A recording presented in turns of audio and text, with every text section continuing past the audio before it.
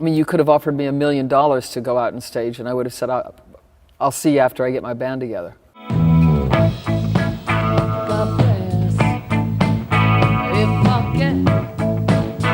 There are performances that change you, moments when music stops being just sound and becomes something more, something vital, something that shifts the way you see the world. These moments don't announce themselves in advance, they arrive suddenly, unexpectedly, like a shock to the system.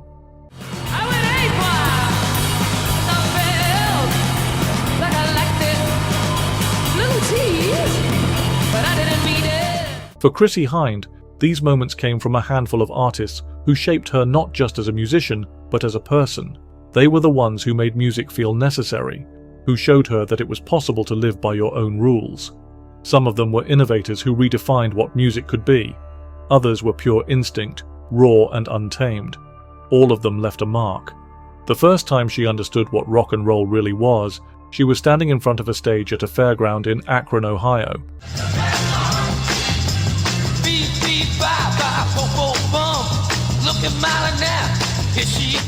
Watching Mitch Ryder and the Detroit Wheels tear through a set with a force that made everything else fade into the background. That was it, she said, recalling the moment with absolute certainty. There was no question, no hesitation. It wasn't polished or controlled, it was wild, urgent, the kind of music that didn't ask for permission.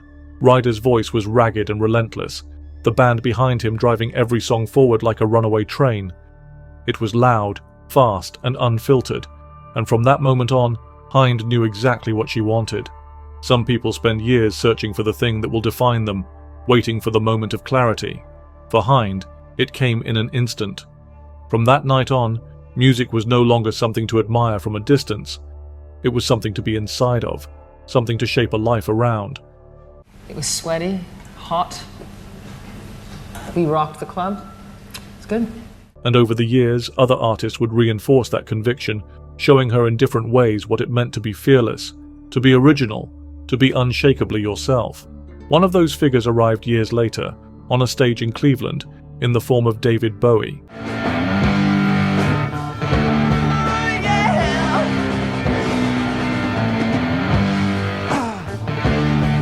She had already left Akron behind, searching for something bigger, but nothing she had seen or heard before had prepared her for Bowie in full flight.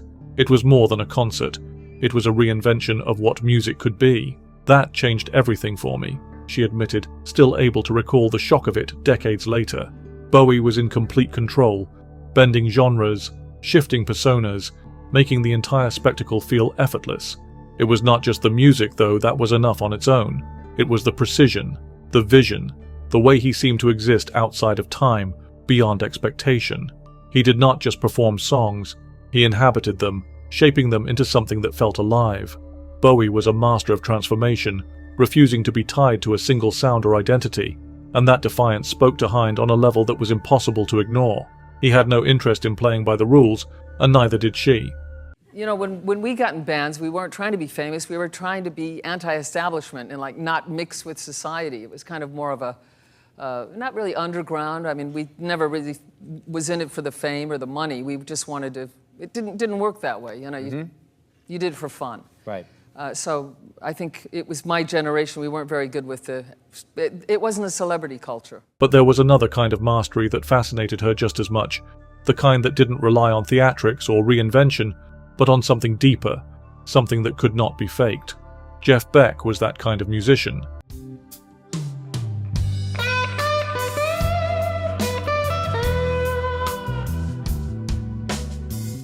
His playing was not about power or speed or volume, but about control.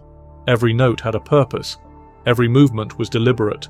"I wish I could play like Beck," Hynde once said, knowing full well that no one else ever would.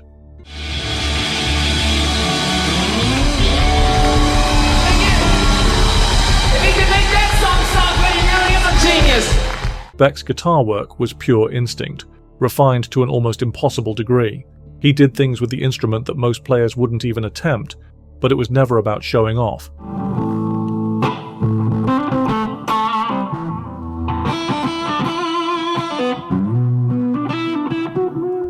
He understood restraint, the value of silence between the notes. His genius lay not just in what he played, but in what he left unsaid. Hynde recognized something in that, a level of dedication to craft that set him apart. She never tried to imitate him, because there was no point in trying. Instead, she took something more important from him: the belief that true musicianship is about feel, about instinct, about knowing when to step forward and when to hold back. I'll stand by you. I'll stand by you. Oh, and nobody hurt you. There were others who left a mark in different ways. The Rolling Stones had been part of her life for as long as she could remember, but their impact was not just about the music, it was about what they represented, about the energy they carried with them.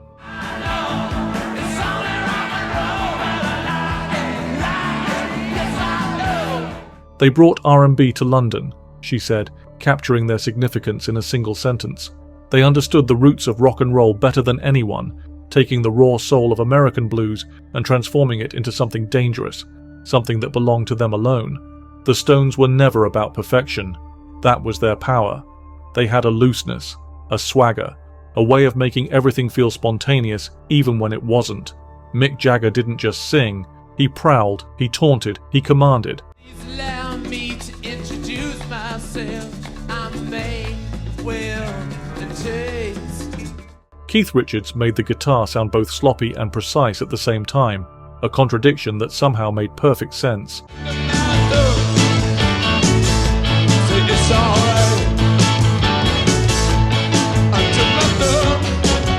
For Hynde, they represented the idea that rock and roll was supposed to be messy, that it was supposed to feel like it could all fall apart at any moment. They made it clear that attitude mattered as much as ability, maybe even more. I mean, no one fit the norm back in the 60s, because that's when they broke the mold, and everything changed. They didn't like what I was becoming very much. But that was good, because I left when I was 22 and I never went back. But influence doesn't always come from the expected places. Decades after she had already built her own legacy, Hynde found herself watching another artist deliver a performance that left her with the same feeling she had once had watching Bowie, watching the Stones, watching Ryder tear through his set in Akron. It wasn't someone from her own era, not someone who had come up in the same world she had. It was Taylor Swift, standing on stage at Wembley Stadium in 2024, holding an audience of tens of thousands in the palm of her hand.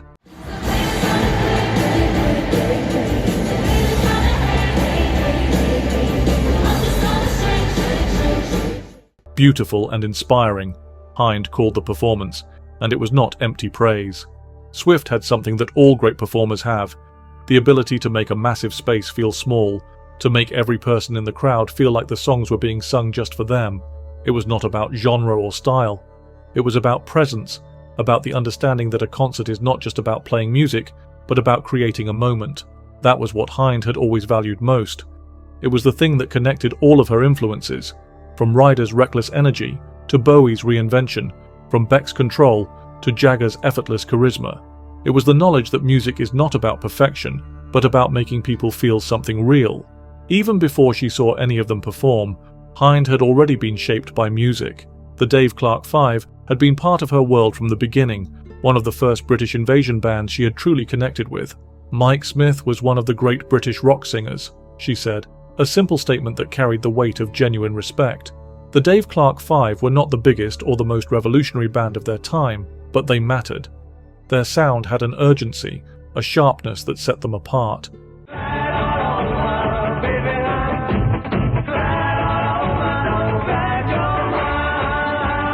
They were part of the foundation that rock and roll was built on, and Hynde never forgot that. Her influences were never chosen for their status or their reputation. They were not the names she was supposed to admire. They were the ones who made her believe, the ones who made it clear that music was something to live for. Some of them changed the course of history. Others simply played with such conviction that they could not be ignored. What they all had in common was the refusal to compromise, the knowledge that the only way to make something real was to do it on your own terms. Chrissie Hynde never followed. She never needed to. The artists who shaped her were not leaders to be imitated, but voices that reinforced what she already knew. They were proof that music is not about playing by the rules. It is about breaking them. And in her own way, she has spent a lifetime honoring them, not by copying, not by following, but by carrying forward the same spirit that first made her believe it was possible.